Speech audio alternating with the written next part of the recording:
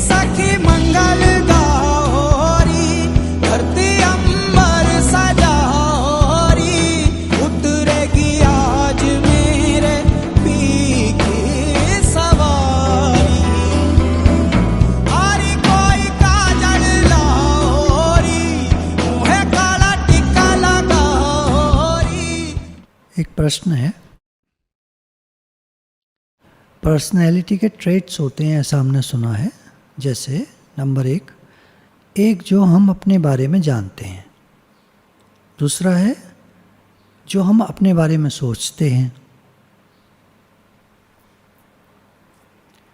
तीसरा है दूसरे जो हमारे बारे में जानते हैं, जो हमारे बारे में दूसरे लोग जानते हैं जिसे हम देख नहीं पाते, जिसे हमें या तो पता नहीं होता या हम अनदेखा कर देते हैं, या हमारे समझ में नहीं आता कि ऐसा भी कुछ है, ऐसी भी कोई कमी है, ऐसी भी कोई बात है, उधर से हम ध्यान हटा लेते हैं। तो ये तीसरी चीज़ है।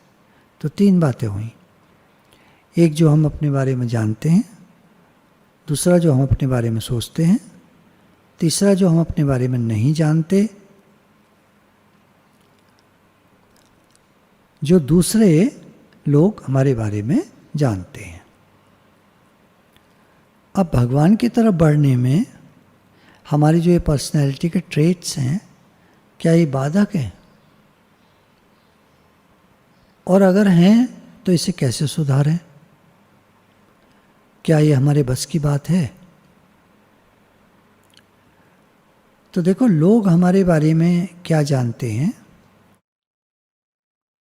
इससे फर्क नहीं पड़ता, क्योंकि वो हमारी उन्नति में, भगवान की तरफ बढ़ने में बाधा नहीं देगा। हमें कोई फर्क नहीं पड़ता लोग हमारे बारे में क्या जानते हैं, क्या सोचते हैं। हमें अपनी उन्नति करनी है तो करनी है, मुझे अपना भाव बनाना है तो बनाना है। लोग क्या सोच रहे हैं सोचते रहें। हालांकि उससे दिक्कत तो होती है। मानो मैं फ्रीली अपनी तरह से राइज करना चाहता हूँ और दूसरा हर समय बोलता रहे, हाथ में माला ले लो, चलो अब कुछ पढ़ लो। अरे भाई, बड़े बड़े व्यक्ति हैं हम, हमारे बच्चों की शादियां हो गई, उनके बच्चे हो गए। अब इस एज में आके अगर कोई टोकता है हमको, घर का ही मेंबर होते हैं टोकने वाले, कुछ बैठ के पढ़ लीजिए, अब फ़ोन छोड़ दीजिए, अब आप जो है माला कर लीजिए, इस तरह की बातें कोई करता है तो डिस्टर्ब तो होता ही है, क्योंकि हम अपनी तरह अभ्यास करते हैं। हर व्यक्ति अपनी तरह अभ्यास करता है। कोई माला ज़्यादा लेता है, कोई माला कम लेता है, कोई पढ़ता ज़्यादा है, कोई कम पढ़ता है, कोई बिल्कुल नहीं पढ़ता है, कोई बैठ कर ध्यान करता है, कोई नहीं करता है। किसी को ध्यान लगता ही नहीं है तो बैठता ही नहीं है, उसको मन ही नहीं लगता। वो कहता है क्या बेकार में बैठे रहते हैं, 1-1 घंटा लगा देते हैं बैठे बैठे। तो हर व्यक्ति अपनी तरह से बात कर रहा है। भगवान की तरफ उन्नति में दूसरे लोग हमारे बारे में क्या सोचते हैं, क्या बोलते हैं, कैसा व्यवहार करते हैं, इससे कोई फर्क नहीं पड़ता। हमको ध्यान नहीं देना चाहिए उनकी तरफ, ध्यान हटा लेना चाहिए। फिर जो हम अपने बारे में जानते हैं, अगर हम उसको सुधार सकते हैं तो सुधार लेना चाहिए, क्योंकि ये होता है हमारा स्वभाव। अपने बारे में हम क्या जानते हैं? अपने स्वभाव के बारे में जानते हैं। तो स्वभाव को सुधारने में कोई दिक्कत नहीं है, कोई हर्ज नहीं है, कोई समस्या नहीं है, कोई प्रॉब्लम नहीं है। सुधार लेना चाहिए जितना सुधर सके। और ऐसा कहा जाता है कि हर व्यक्ति एक हद तक, एक सीमा तक अपने स्वभाव को सुधार सकता है, उसके बाद नहीं, उसके बाद वो भी हार जाता है। तो ये भगवान का काम होता है कि हमारे स्वभाव को ठीक प्रकार से सुधार दें। हमारी हिम्मत इतनी नहीं होती, थोड़ी ही होती है। कोई बुरी आदत होती है किसी व्यक्ति में और कहता भी है मैं छोड़ना चाहता हूँ, पर वो छोड़ नहीं पाता। वो कहता है मैं मजबूर हूँ, मैं क्या करूँ। तो हम हंसते हैं, हम लोग कहते हैं अरे अरे ये कोई बात हुई, क्यों नहीं, तुम तो कंट्रोल कर सकते हो। जैसे मान लीजिए कोई पान मसाला खाता है, हम उससे कहते हैं मत खाया करो, कहते भी हैं हम, अरे इसमें क्या है, क्योंकि हम नहीं खाते तो हम उसको कहते हैं इसमें क्या है। अच्छा, उसने जान लिया कि हम दिन में 3-4 प्याले चाय पी लेते हैं, अब वो हमसे कहता है दिन में 3-4 प्याले छोड़ दो, हम तो नहीं छोड़ पाते। तो दूसरे के बारे में बातें बनाना बहुत आसान है, अपनी तरफ देखना चाहिए और अपने को सुधारना चाहिए, और जिस तरह अपना मन करता हुआ अभ्यास करने का वैसे करना चाहिए, दूसरे को नहीं टोकना चाहिए। वैसे तो भावना बड़ी अच्छी है दूसरे की टोकने वाले की कि भाई आप भी कुछ अभ्यास कर लो, पर तुमको क्या पता कि वो अपना अभ्यास कर रहा है। हाँ, इतना पूछने में कोई दिक्कत नहीं है, आपका अभ्यास चल रहा है ना। तो एक बड़े सुंदर तरीके से हमने बात पूछ ली कि आपका अभ्यास चल रहा है ना, तो हम भी सावधान हो जाएंगे। ओ, अभी तो मैं कुछ और ही सोचे जा रहा था, बेकार की इधर उधर की बात। बड़ा अच्छा हुआ इसने याद दिला दिया, बहुत शुक्राना। तो इस तरह हम अपने उन्नति की तरफ देखते चलें। अब उन्नति में देखिए मेन बात क्या है, क्या उन्नति किसको कहते हैं। भगवान ने कहा वासुदेव सर्वमिति, सो महात्मा अत्यंत दुर्लभ, ऐसे बोला। जो सर्वत्र भगवान को देखता है ऐसा महात्मा अत्यंत दुर्लभ है, लेकिन ऐसे महात्मा के लिए मैं अत्यंत सुलभ हूं। ये पूरा श्लोक का भावार्थ है। ऐसा मिलना महात्मा जो हर समय भगवान और हर समय और हर तरफ सब जगह सब में भगवान देखता हो, ऐसा महात्मा मिलना बहुत दुर्लभ है, भगवान ने कहा। लेकिन मुझे पाना ऐसे महात्मा के लिए बहुत सुलभ है।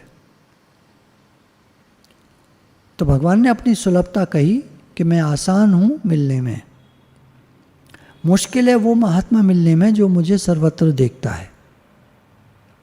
क्या कहा भगवान ने? महात्मा को ढूंढना छोड़ दो, तुम मेरे को देखो, मैं बहुत सुलभ हूँ, बहुत आसानी से मिल जाता हूँ। अगर जो आप लोग यहाँ 5000 लोग बैठे हैं पंडाल में, अगर मेरी बात को सुन रहे हैं, तो हम सब 5000 के लिए भगवान के यहाँ 5000 कुर्सियाँ खाली हैं। नौकरी के लिए आप जाओगे तो अगर एक वैकेंसी है तो एक को ही वो सीट मिलेगी, 10 वैकेंसी हैं तो 10 लोगों को सीट मिलेगी, बाकी जो 100 लोग आए उसमें 90 वापस चले जाएंगे। भगवान के यहाँ 5000 लोग अगर पहुँचे तो भगवान के यहाँ 5000 लोगों के लिए सीट खाली है। भगवान कहते हैं मैं इतना सुलभ हूँ, मेरी प्राप्ति बहुत सुगमता से, बहुत आसानी से हो सकती है। लेकिन महात्मा का मिलना बहुत दुर्लभ है, बहुत मुश्किल है। इसलिए महात्माओं को मत खोजो, पहुँचे हुए साधुओं को मत खोजो, गुरु की तलाश मत करो। जब तुम तैयार हो जाओगे, जब दीपक का तेल बाती तैयार हो जाता है तो उसमें अग्नि प्रज्वलित कर दी जाती है। खाली दीपक रखा है जिसमें न तेल है न बाती है, तो उसको कैसे जलाओगे? तो जब हमारा अंतःकरण तैयार हो जाता है ज्ञान के लिए, तो हमको गुरु मिल जाते हैं, हमारे जीवन में खुद आ जाते हैं। और एक बात और, ऐसा मैंने पढ़ा कि जब तुम तैयार हो जाते हो तो गुरु तुम्हारी तलाश में निकल पड़ते हैं और तुमको ढूंढ लेते हैं। उसके बाद जब तुम राइज करते जाते हो और तुम्हें ऐसा लगता है कि इन महात्मा से अब मेरा काम नहीं चलेगा, मुझे और आगे जाना है, तो वो महात्मा को या तो तुम छोड़कर चले जाते हो और दूसरे महात्मा तुम्हें मिल जाते हैं, या प्रकृति तुमसे उन महात्मा को छुड़ा देती है, जबकि तुम्हारा मन तो कह रहा होता है अरे ये तो बहुत अच्छी जगह थी, बड़ा आराम था, बड़ी सुख सुविधा थी, अब मैं जहाँ जा रहा हूँ वहाँ तो सुख सुविधाएं भी नहीं हैं, इतना आराम भी नहीं है, इतनी बढ़िया जगह भी नहीं है, वहाँ तो पैसा भी कम है, खाने को भी कम है, और कपड़े भी ऐसे नहीं मिलेंगे, और इतना जो यहाँ प्रेम मिलता था वो भी नहीं मिलेगा, वो तो जगह भी रूखी है, रूखी सूखी जो भी हम सोच। लेकिन भगवान कुछ नहीं सुनते हमारी, वो हमको आगे बढ़ा देते हैं, दूसरे महात्मा मिल जाते हैं। और जब वहाँ बीच जब अध्ययन पूरा हो जाता है, योग लगने की बारी आ जाती है, तो भगवान किसी अकेले जंगल में बैठे हुए योगी से मिला देते हैं, और वो सारा पीछे का हमारा छूट जाता है। पहली स्टेज भी छूट गई, दूसरे भी स्टेज छूट गई। जब रॉकेट ऊपर जाता है तो रास्ते में उसकी स्टेजेस छूटती चली जाती हैं और प्योर जो आगे का जो जगह है जिसमें एस्ट्रोनॉट बैठे होते हैं, जो मेन मशीन है वो आगे स्पेस में चली जाती है और बीच के सारे रॉकेट के जो खोल हैं वो गिर जाते हैं, नीचे आकर समुद्र में गिर पड़ते हैं। वो ऐसे डिज़ाइन करते हैं कि वो लौट करके समुद्र में ही आके गिरते हैं। तो हमने देखा कि गुरु को मत खोजो, क्योंकि हम गुरु को खोजेंगे तो अपनी अकल से खोजेंगे, और हमारी अकल कितनी है, हमारी समझ कितनी है जो हम समझ पाएँ कि गुरु कहाँ पहुँचे हुए हैं। तो ये सब न सोचकर हम तो भगवान के समर्पित हो जाएं, वो हमको गुरु से मिला देते हैं। अब जब हम गुरु के पास पहुंचते हैं तो शुरुआत में कहेंगे स्टेज नंबर 1, हमारी सारी जो नेगेटिविटी है वो धीरे धीरे खत्म होती है। नेगेटिविटी में सारी संसार की चीज़ें आ जाती हैं, कामनाएं, क्रोध, अहंकार, लोभ, मोह, फिर विषयों के प्रति आकर्षण, शब्द स्पर्श रूप रसगंध, सुख भोग की इच्छा, मान बढ़ाई की इच्छा, प्रतिष्ठा, समाज में सम्मान, ये सब चीज़ें धीरे धीरे गुरु हमारी कम कराते चले जाते हैं। और फिर जब आगे हम बढ़ जाते हैं तो दूसरे गुरु जो हमको मिलते हैं वो इनसे सबसे ऊपर उठाकर हमको अलग कहीं आश्रम में रख देते हैं, जहाँ इस तरह की कोई सुख सुविधा नहीं होती जो हमने सोची होती है। न वहाँ कोई मान सम्मान होता है, न लोग होते हैं, न प्रतिष्ठा होती है, न समाज होता है। और फिर तीसरी स्टेज तो बिल्कुल योगी की हो गई, जहाँ केवल हमें अपने मन को परमात्मा में लगाना है। अब आप डर जाएंगे तो मैं आपको बता दूं कि तीनों स्टेजेस आप घर बैठे पार कर सकते हो।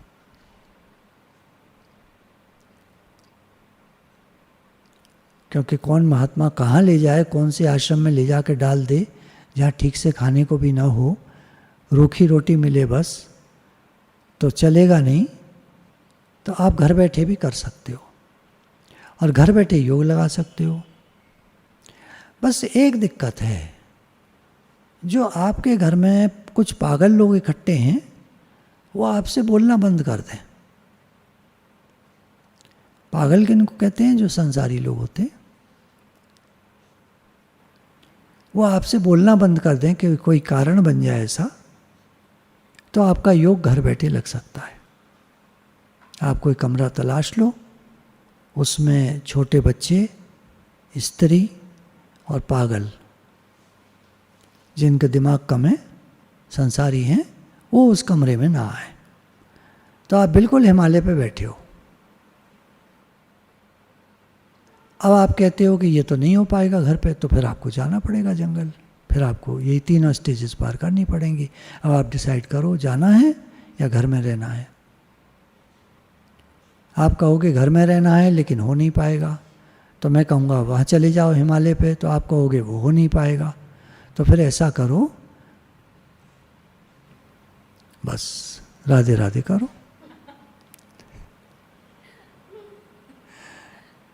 है ना? ऐसे भी नहीं वैसे भी नहीं, तो फिर मजा करो अपना। अगले जन्म में मिलेंगे ब्रेक के बाद। अब देखो, सर्वत्र है ही भगवान, इसको देखने में क्या क्या परेशानी है? हमारा मन जो दुनिया की बातें सोचता है, नहीं, उसको सत्ता हमने दे रखी है मन को। मन कुछ भी सोचता है। गुरु के एक पॉइंट है, मन को आत्मा की राह दिखा दे वरना ये मन नहीं मानेगा। अर्थात ये जहां जहां जाए वहां वहां इसको भगवान दिखा दो। शुरुआत आप घर से कर सकते हैं। भगवान ये आपका घर है, मैं आपके घर में रहता हूँ, मैं चलता हूँ तो आपके लिए चलता हूँ, खाता हूँ तो आपके लिए खाता हूँ, सोता हूँ तो आपके लिए सोता हूँ। आप पूछ सकते हैं यहाँ पर बीच में, खाता हूँ तो भगवान के लिए खाता हूँ, सोता हूँ तो भगवान के लिए। हाँ, खाता इसलिए हूँ मैं कि शरीर ठीक रहे, स्वस्थ रहेगा तो भगवान में मन लगेगा, तो आपके लिए खाता हूँ। सोता हूँ तो आपके लिए नींद पूरी ले लोगे तो भगवान में मन लगेगा, नहीं तो बैठे बैठे नींद आएगी। मैंने देखा एक आंटी एक दिन सत्संग में बैठी हुई सो रही थी, तो मैं उनसे पूछा आप तो सो रही थी माता जी? तो बोली क्या करूं, सुबह 4 बजे उठ जाती हूँ, माला करती हूँ, माला बता रखी है 64 माला जब तक ना हो जाएं तब तक मुझे चैन नहीं पड़ता। तो 8 बज जाते हैं, 4 बजे से 8 बजे तक, तब माला करके जब मैं उठती हूँ तो घर के काम होते हैं, तो शाम को जब मैं सत्संग में आती हूँ तो मुझे नींद आती है, मैं सो जाती हूँ। तो मैंने कहा आप आ जाया करो माता जी, यहाँ सो लिया करो, कोई दिक्कत नहीं। हमारे यहाँ तो खुला दरबार है, पंखे चल रहे हैं आपके लिए, आप ही के लिए तो लगाए हैं पंखे, तो आराम से आप सोया करो। आज के बाद मैं आपसे नहीं पूछूंगा कि आप क्यों सो रही हो। तो राधे राधे करो। बोली सच्चिदानंद भगवान की जय। गुरु भगवान की शुक्राने हैं। श्रीमद् भागवत गीता अध्याय 16।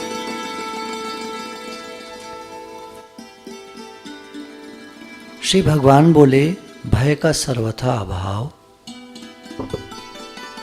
अंतःकरण की पूर्ण निर्मलता, तत्व ज्ञान के लिए ध्यान योग में निरंतर दृढ़ स्थिति,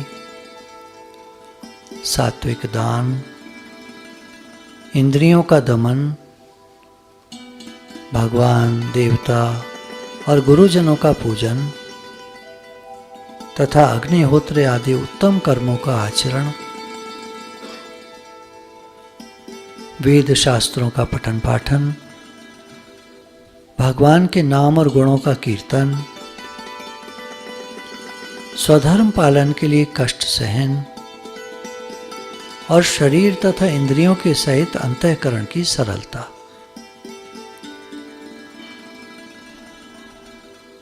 मन, वाणी, शरीर से किसी प्रकार भी किसी को कष्ट न देना, यथार्थ और प्रिय भाषण, सच बोलना, अपना अपकार करने वाले पर भी क्रोध का न होना,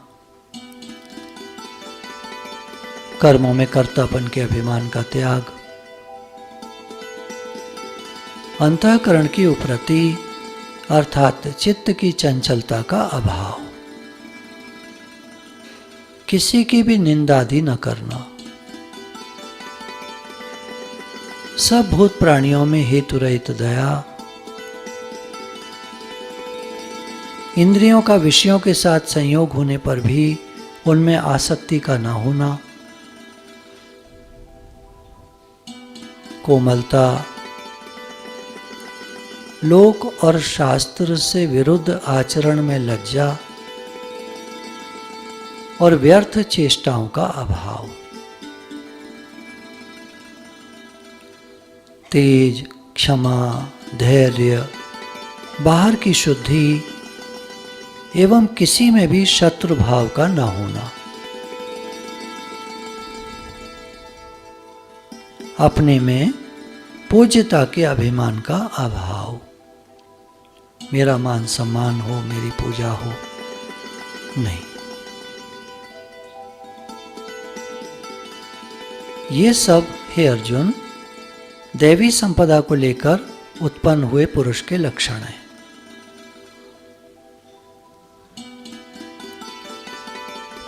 भगवान दैवी संपदा के लक्षण बता रहे हैं। श्रीमद् भगवत गीता अध्याय 16।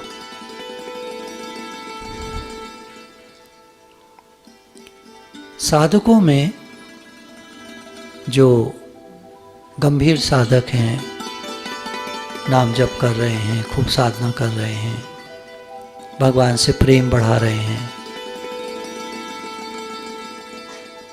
पूजा पाठ, वेद शास्त्रों का अध्ययन, मन भगवान में, उनके लिए भगवान कह रहे हैं कि तुम डरो मत, भय का सर्वथा अभाव, भय नहीं होना चाहिए, डर नहीं होना चाहिए। भगवान का भजन करो, निर्भय होए भजो भगवाना। भगवान का भजन कैसे करो? डरो नहीं, अच्छे से करो, आराम से करो। जब भी हम कहते हैं हे नाथ मैं आपको भूलो नहीं, तो उसको हम अगर चारों तरफ जो भी हैं लोग समझने वाले हैं तो हम कह सकते हैं हे नाथ मैं आपको भूलूं नहीं। डरना नहीं है, इसमें घबराना नहीं है, आराम से कह सकते हैं। अंतःकरण की पूर्ण निर्मलता, राग द्वेष मल है। अंतःकरण में राग और द्वेष ये मल है। तो अंतःकरण में न राग हो न द्वेष हो। अटैचमेंट हमको दुख देता है। देखिए हम सब लोग जो आए हैं गृहस्थ से आए हैं, हम कोई सन्यासी तो है नहीं, तो हमारे लिए सारी चीजें उपलब्ध हैं। घर है, परिवार है,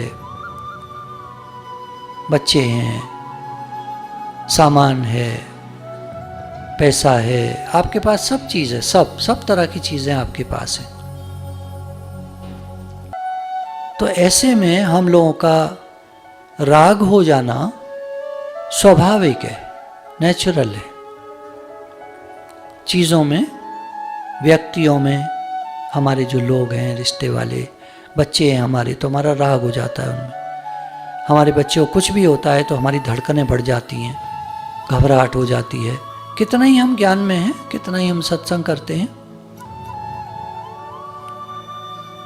एक उदाहरण याद आता है, हमारे गुरुजी सुनाते हैं कि एक बार एक सत्संगी थी, बहुत पुरानी सत्संग करती थी, अपने मुख से करती थी, कई साल हो गए थे उसको सत्संग करते करते।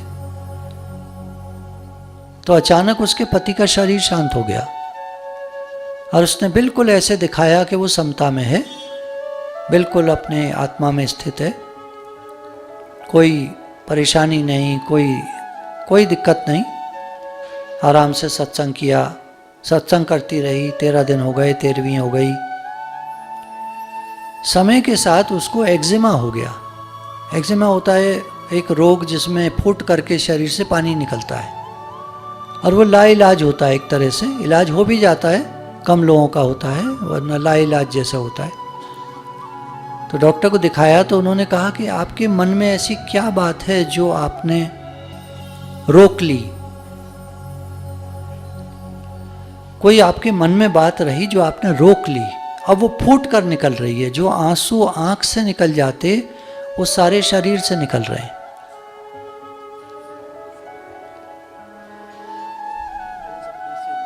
तो समझ में आ गया उसके, उसने अपने इमोशंस को सप्रेस किया। तो एक पॉजिटिव थिंकिंग की पॉइंट है उसमें जो हम लोग लेते हैं, डोंट सप्रेस योर इमोशंस। अपने इमोशंस को सप्रेस मत करो, दबाओगे तो कहीं तो फूट के निकलेंगे वो। अगर वो उस समय रो लेती तो उनको कोई बीमारी नहीं होती। हमारी सोच से हमारा जीवन बनता है। आज हमारी सोच कैसी है, आपने देखा होगा, हमारे माता पिता,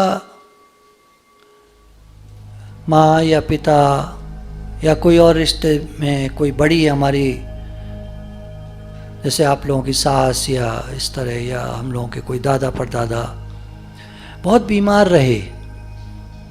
बीमारी गुरु कहते हैं 2 कारण से आती, या तो कुछ भाग्य में हो, पूर्व के कर्मानुसार कुछ कर्म हमारे ऐसे थे कि जिससे बीमारी आई, उसको हम रोक नहीं पाते हैं। कई बीमारियां होती हैं, आती हैं। अब चिकनगुनिया चला, डेंगू चला, बुखार आए, तरह तरह के फ्लू हो गया, तो इसमें किसी का दोष नहीं है, कहीं से इन्फेक्शन लग गया, हो गया। एक बीमारी होती है जो धीरे धीरे बनती है, नाम फर्क होते चले जाते हैं। शुरू में एंग्जाइटी हुई, बाद में वो धीरे धीरे या तो डायबिटीज़ में बदल गई, या ट्यूमर्स में बदल गई, या कैंसर में बदल गई। तो स्टेजेस होती हैं। पेट खराब रहता है, एसिडिटी रहती है, ये सब सोच के कारण है। हमारी सोच कैसी है, हमारी विचार कैसे हैं। निगेटिविटी ज़्यादा है तो धीरे धीरे बीमारियां हमको घेर लेंगी। तो उस टॉपिक पर अभी हम आते हैं। तो भगवान ने कहा अंतःकरण की पूर्ण निर्मलता, यानी कहीं राग मत रखो ज्यादा और कहीं द्वेष मत रखो।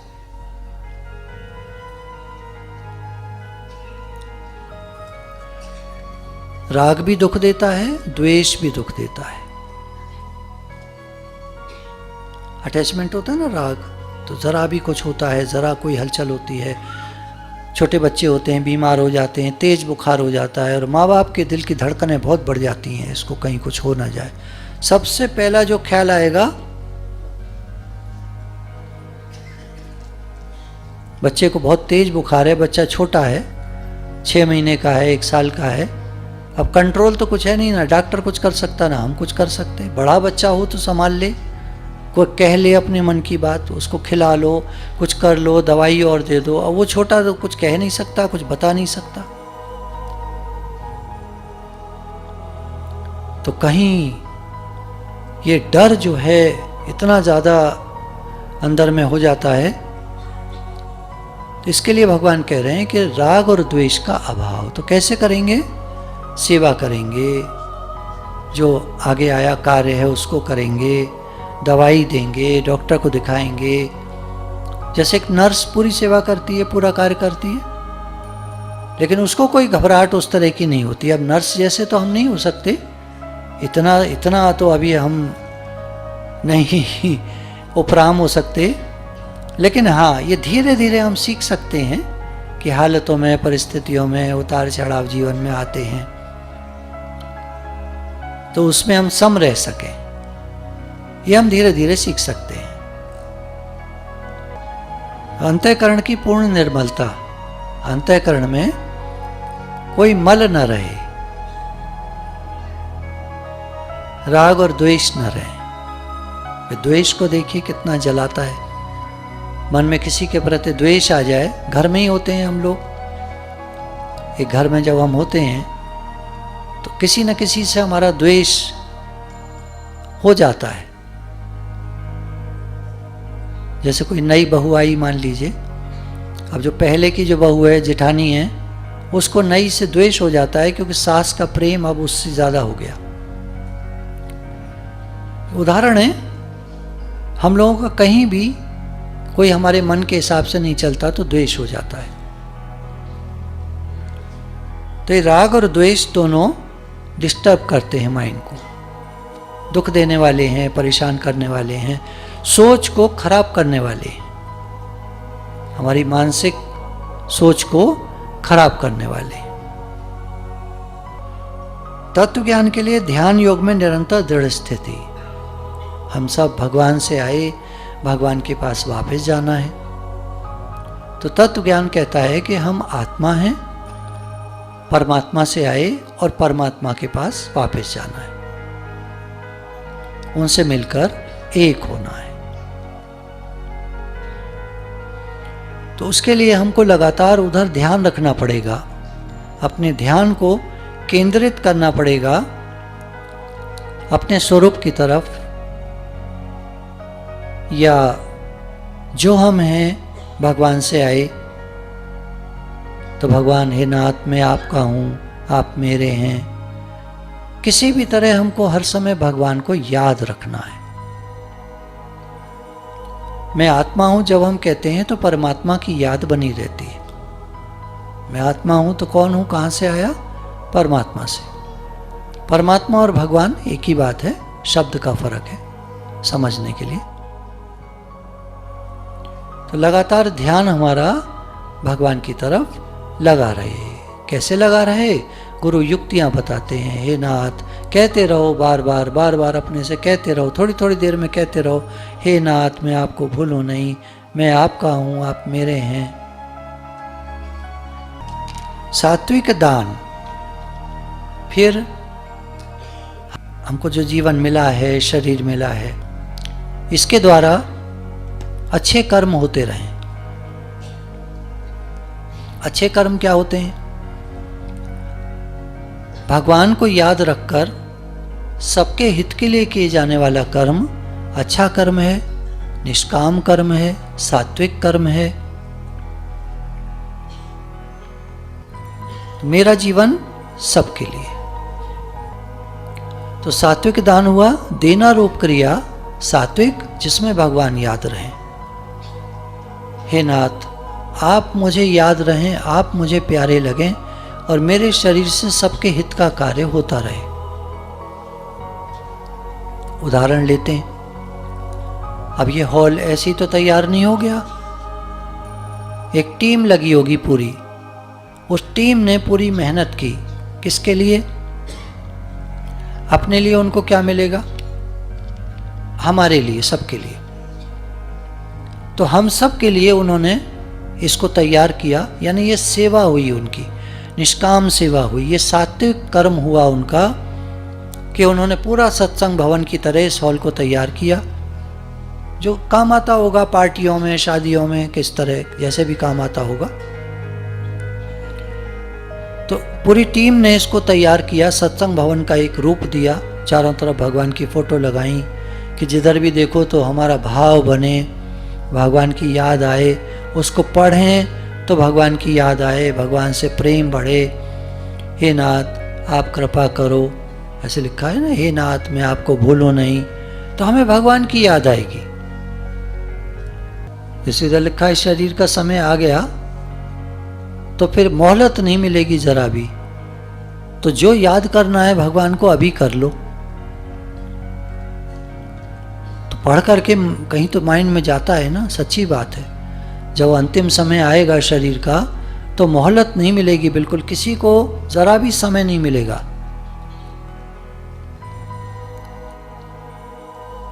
बिल्कुल भी समय एक्स्ट्रा नहीं मिलेगा। तो जो याद करना है भगवान को हम अभी याद कर लें। भगवान आप हमें प्यारे लगें, आप हमें अच्छे लगें, आपकी याद बनी रहे। इंद्रियों का दमन, हमारी इंद्रियां चारों तरफ भागती हैं, आंखें देखने के लिए भागती हैं, कान सुनने के लिए भागते हैं, त्वचा छूने के लिए भागती है, नेत्र रूप देखना चाहते हैं, सब भागती हैं इंद्रियां अपने अपने विषयों में।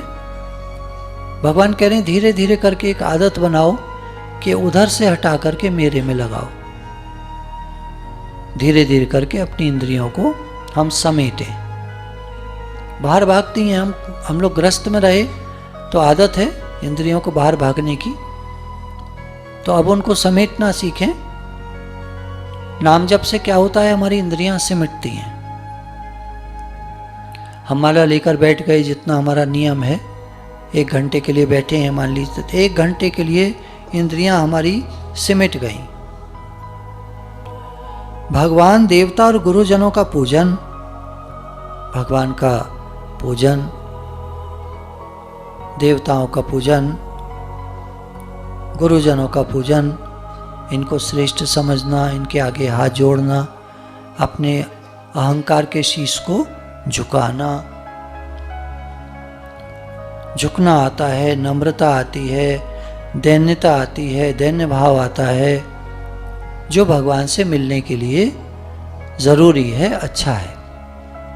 अग्निहोत्र आदि उत्तम कर्मों का आचरण, यज्ञ करना,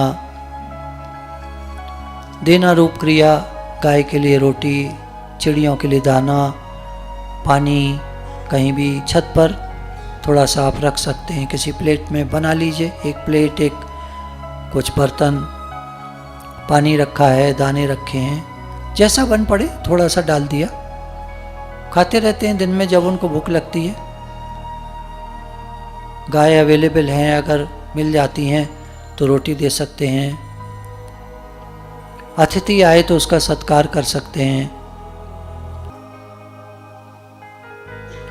वेद शास्त्रों का पठन पाठन, जितना समय मिले, जब समय मिले तो कुछ पढ़ना, शास्त्र जो भी हमने चुना है उसको पढ़ना। भगवान के नाम और गुणों का कीर्तन, थोड़ा समय जब भी मिले तो कीर्तन कर लें। घर में कुछ छोटे मोटे इंस्ट्रूमेंट्स रख लें तो उनको बजा बजा के कीर्तन कर लें। भगवान का नाम जप, नाम लेते रहें, अपनी माला हो, अपना जैसा हमने सोचा है उस तरह से भगवान का नाम लेते रहें। भगवान का नाम लेते रहने से मन एकदम शांत होता है, भगवान की याद बनती है, पाप कर्म कटते हैं, फिर एक नाम लेने की आदत हो जाती है और हर समय हमको भगवान याद रहते हैं, जो अंतिम समय के लिए बहुत लाभकारी है। अंतिम समय में भगवान याद आते हैं।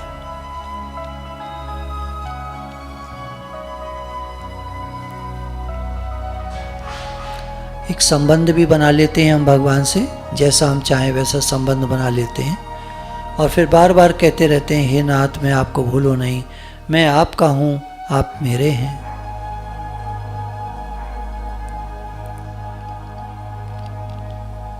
स्वधर्म पालन के लिए कष्ट सहन। अपने धर्म पालन के लिए हम जीवन में जो कष्ट होता है उसको सहन करते हैं। धर्म पालन जैसा जैसा हमने अपने धर्म है, हमारे माँ का धर्म है, पिता का धर्म है, बड़े लोगों के जो भी कर्तव्य होते हैं, धर्म होते हैं, सबकी देखभाल करना, सबके लिए यथा योग्य जो बन पड़े वो करना, तो उसमें कुछ कष्ट भी होते हैं। हम घर के बड़े हैं तो हमको काफ़ी सहन करना पड़ता है, तो उसमें कुछ कष्ट भी होता है, सहन करने में कष्ट होता है। तो उसके लिए कष्ट सहन करना चाहिए। कष्ट सहन करने से हमारे जीवन में तप होता है, तपस्या होती है। शरीर तथा इंद्रियों के सहित अंतःकरण की सरलता। शरीर को भी सरल रखना चाहिए, सादा कपड़े पहनने चाहिए, ज़्यादा महंगे नहीं, तड़क भड़क वाले नहीं, तो सरल रखने का प्रयास। और मन को भी सरल रखने का प्रयास। मन हमारा सरल रहे, चालाकी, चतुराई, बेईमानी, ठगी ये सब नहीं उसमें। भोले भाव मिले रघुराई, भोले मन से भगवान मिलते हैं। मन, वाणी और शरीर से किसी प्रकार भी किसी को कष्ट न देना। हम कोशिश करेंगे कि हमारे मन से, हमारे शरीर से, हमारे वचनों से किसी को कष्ट न मिले।